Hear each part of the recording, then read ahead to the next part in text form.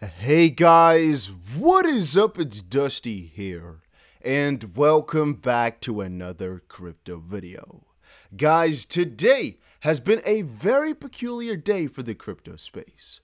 Bitcoin right now is at about $43,500, up 1% on the day, while Ethereum just closed a little bit above $3,000, $3,050 to be exact, at about 5% on the upside, and ADA, the number 3, at $2.26, down 6% on the daily. It's peculiar because of the no correlation part, basically. So Bitcoin is in a positive by a little margin.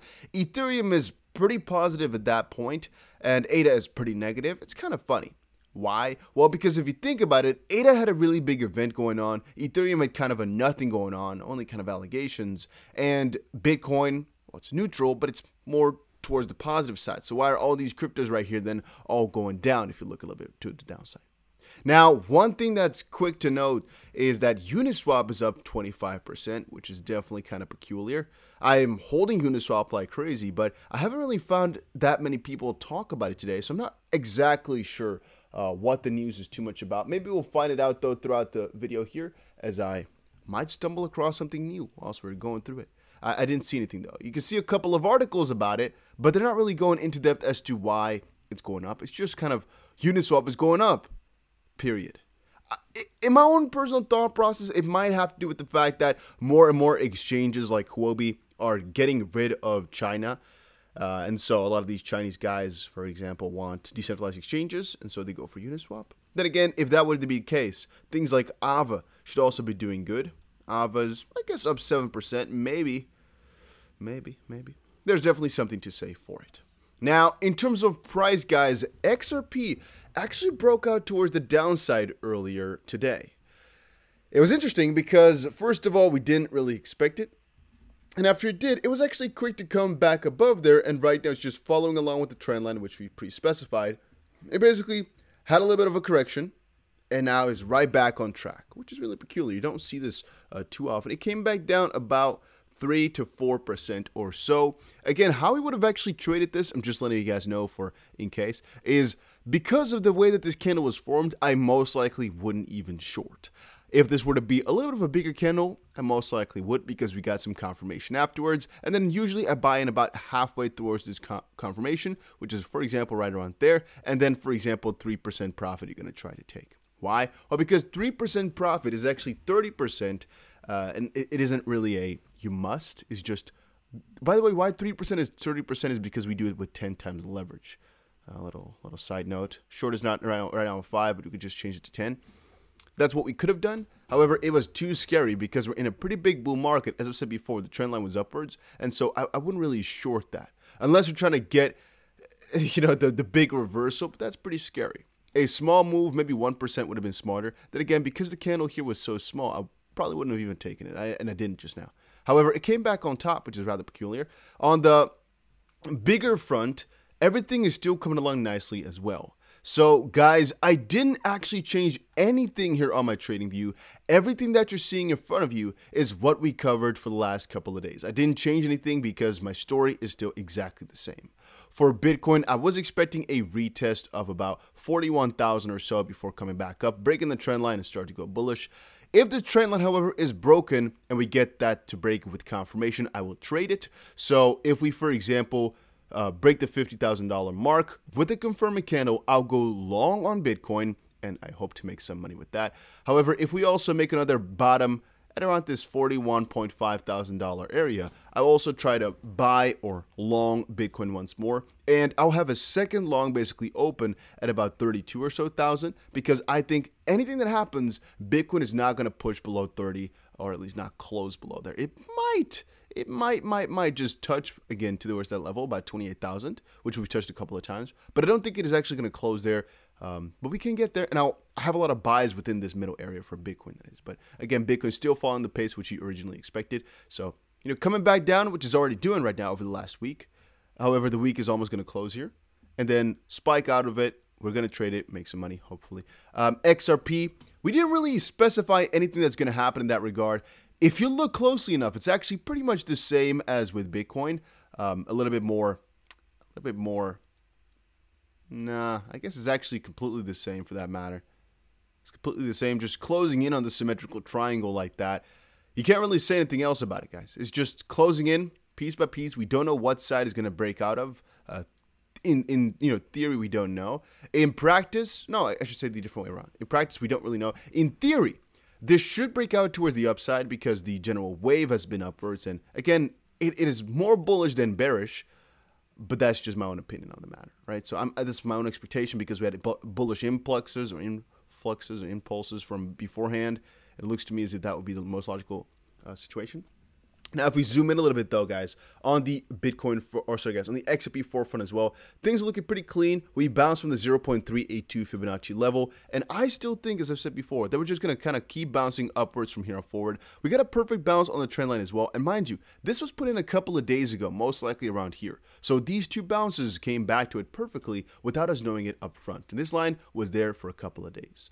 Same thing kind of goes. If you look at it, the lines are pretty accurate there, but also here on the total market cap for altcoins. This is basically the entire market cap that excludes Bitcoin. You can see we also got a pretty interesting bounce here from our little diamond that we drew in. This was just a theory, however, but as I've said before, this is a bullish flag. It's a continuation pattern. It basically has a flagpole, then a little bit of a correction before continuing on with the rally. This is only viable when things are generally bullish, which they are in this specific sense. And so I still expect the altcoins to kind of burst out from here within a couple of days. And I said as well, we can't, or at least I don't think we're going to do it straight away. But we'll have to come to a certain conclusion. And we can, theoretically speaking, kind of shove this downwards a little bit further. But the general direction, in my own opinion, is upwards. Now, moving on. A lot of you guys have been asking me about this, man. It's actually crazy how many of you guys have been asking me for this. The Songbird distribution. What's going on? Songbird is basically the canary network from Flare, which is a crypto, both of these actually, that you could get if you are an XRP holder back in December of 2020. They're going to get them for free. If you weren't, then you're going to have to pay to buy them, basically.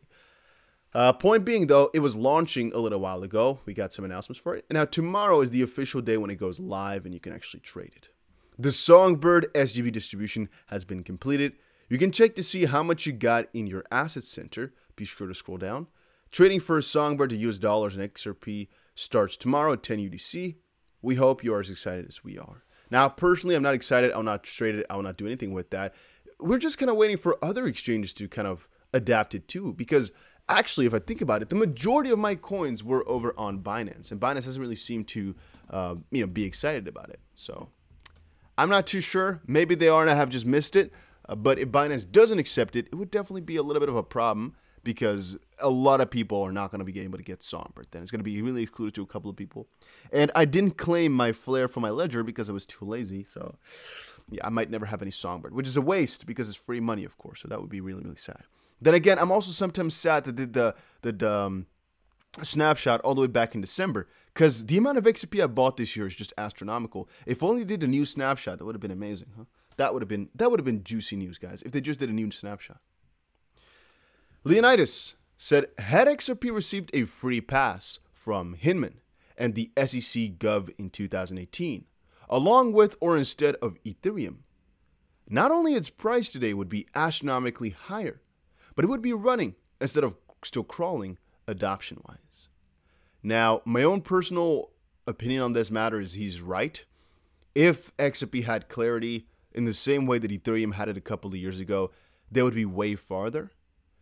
Then again, I personally like to state too that if the SEC kept it as vague as they did with Ethereum, with kind of a little bit of a narrative of, well, we don't really know, people would have still come up with these allegations of, nah, XRP is actually centralized and the SEC just hasn't made rules just quite yet. What I mean with that is the free pass is really difficult to pin down. Like, what is a free pass? Are they completely good? Are they half good? It's pretty difficult to really know at what situation they're in right now. And in my own opinion, people would have still called the downside for it. Some banks would still be skeptical. And I think that Ethereum's free pass would have just been more difficult to really pull through in the same manner. Instead of XRP getting all the benefits, I think Ethereum would have gotten the downside, basically. Because there would be too much skepticism if XRP just pulled through, I think. I don't think people could have accepted it this easily. Now, I think people will actually, in a little while, also look back at Ethereum and be like, what happened there? But that's going to take some time for all this news to pull through and for the people to really start digesting it and getting it into their system. Because what's happened with Ethereum, what's happening right now, it doesn't make a lot of sense. But people just need to get it in their heads, and that takes time, guys. That takes time. Trader says Bitcoin price top will be a number you can't comprehend. A popular trader on Twitter says the Bitcoin bottom is close, but the top is likely a number you can't comprehend. In his tweets, he described the broad state of Bitcoin at the moment and how he eyes 37,000 as its potential bottom. However, the trader emphasizes that the upcoming Bitcoin bottom is unlikely to be there long. So he said, thoughts on Bitcoin FA, fundamental and technical analysis. A year ago, Bitcoin was trading at 10,000. A few short months later, it traded at 64. A lot has changed since then. The first country adopted it. The first bank plans to offer it. Mass adoption began. What can we expect over the next 12? And there's actually a really important narrative here too, guys. And that's, you can't really, as it currently stands, understand what Bitcoin is going to go through in the next 12 months. Bill Gates puts that people tend to overestimate what they can do in a year and underestimate what they can do in 10. I like to say the same thing for crypto, but then on a smaller scale. So people tend to overestimate what can happen for Bitcoin in the next 3 months, for example, but really can't comprehend how much things can change in the next 3 years, as an example. I think that crypto will be so big, and for example, XRP will be cleared. A lot of these rules will just have been out there. ETFs will be applied. There will be so many new partnerships, so many new companies getting into it. There's a good chance that Apple, Netflix, all these big companies that you know and love are going to be into it in a couple of years from now. It might take months, but again, a couple, let's say 3 years from now, it's really, really feasible. It's really, really feasible, guys. We don't know where crypto will have gone at that point, but they have enough time to adapt and think it over, as most companies already have thought it over. But then in 3 years, 36 months, there's a small chance that the adoption is not going to be at a crazy level. Bitcoin to become the 21st century digital gold. Deutsche Bank analyst Posits. Yeah, I've actually covered this type of stuff before, but there's basically different analysts in every one of these banks. If you don't know, a Deutsche Bank, a JP Morgan, a Goldman Sachs has, let's say, about, let's say 250 analysts. You pick the number. I don't know the exact number. And any one of them can actually let go of an opinion. And that doesn't mean that the Deutsche Bank themselves actually think so. It can just be analysts themselves, because they're research analysts and they have a ton of those. Now, on that same note, it is, of course, a professional opinion because these guys know their stuff. Then again, it doesn't mean that there's any credibility to it because nobody really knows with crypto, right? Even though she's the most important person in the world, who could it be, right? Even they don't know exactly where crypto is going to go. You could try and manipulate it in a certain sense if you really want to, but just by doing some predictions and just by doing some thinking, I could do the same thinking, right? It doesn't mean you're going to change anything. And with crypto specifically, again, nobody can really know. It could be that Bitcoin, for example, or XRP for that matter, next year is just going to go insane. It could also be that it's going to have a down year. Who knows? If you know who knows, let me know in the comments section down below because I don't. And by the way, guys, make sure you press that like button and subscribe to the channel if you haven't done so already. Sometimes I'm going to remind you guys to press that like button because it just helps out and doesn't cost you anything. And then Ethereum, which we started the video off with, price gets back to 3,000 as institutional investors pile into Ethereum futures. Yeah, since Ethereum went above 3,000, by the way, people have been really, really excited about it. I've seen that happen. And a little side note, by the way, guys. If you want to trade crypto, specifically, for example, XRP with leverage, there's an exchange that I personally use. It's called Bybit. You can see our trade. I actually didn't close it, even though I should have. But that's because this is my bonus account, and I have a normal account as well on here. Right now, we're still going sideways a little bit if you kind of look far enough. It's kind of interesting, I guess, as well. But yeah, I'll be showing you guys more of these trades as well in live videos, as I often do. We've made a ton of money live on video with you guys, and it's actually not that difficult to learn on how to trade on here. The only difficult part, of course, is managing your money properly and knowing just the trade itself. But the exchange functions are rather easy to understand, and I definitely recommend it. It's the one that I use personally. So again, go ahead and check Bybit out. Links down below. And I'll see you guys again in another crypto video later today, guys.